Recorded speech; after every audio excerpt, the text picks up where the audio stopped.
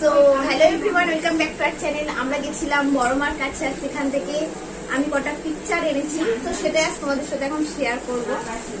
এই যে এটা হচ্ছে প্রথমটা, চলো খোলা যাক।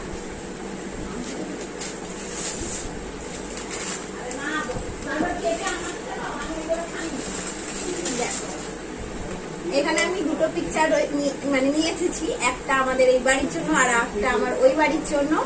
তো চলো দেখাই তোমাদের।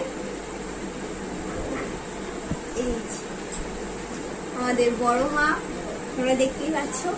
আর একটা আমার অনেক অনেক পছন্দের জিনিস একটা নিচে তোমাকে দেখাচ্ছি।